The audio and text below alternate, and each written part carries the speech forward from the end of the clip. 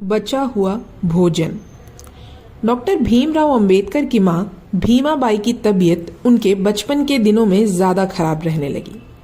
एक दिन भीमाबाई को तेज बुखार हो गया।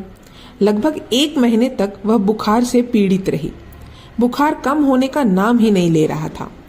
राम जी अपनी पत्नी को लेकर अस्पताल गए, लेकिन अछूत होने के कारण कोई भी वैद्य, डॉक्टर या हकीम भीमाबाई का इलाज करने को तैयार नहीं हुआ। समय पर इलाज न होने के कारण उनकी तबीयत दिन पर दिन खराब होती चली गई और एक दिन वह इस दुनिया को छोड़कर चली गई। पत्नी के चले जाने के बाद घर तथा बच्चों की जिम्मेदारी राम जी पर ही आ गई। मां भीमाबाई के देहांत के समय भीमराव लगभग 6 वर्ष के थे। उनकी 14 संतानों में से केवल 5 ही जीवित थीं, जिनमें 3 पुत्र और 2 पुत्रियां थीं। बालाराम बड़े भाई थे और आनंदराव उनसे छोटे थे। मंजुले और तुलसी 2 बहनें थीं। भीम भाई बहनों में से सबसे छोटे थे। बालाराम विवाहित थे और नौकरी के कारण पिता से दूर रहते थे।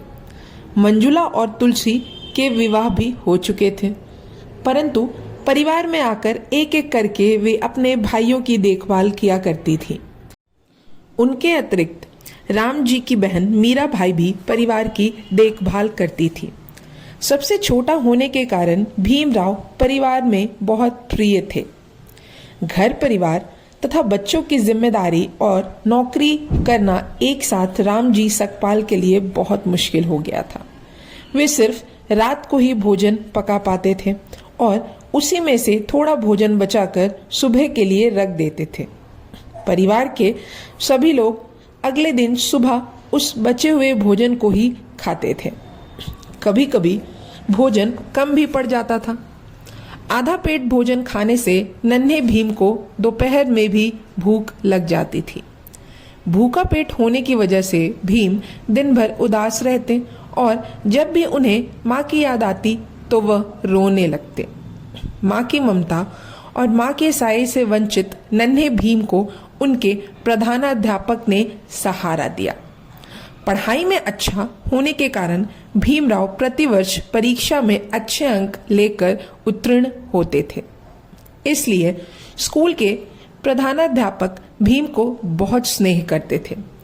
वह देखते थे कि भीम दिन भर भूखा रहकर कितनी मेहनत और लगन से पढ़ाई करता है, तो उन्होंने उसे दोपहर का भोजन खुद देना शुरू कर दिया।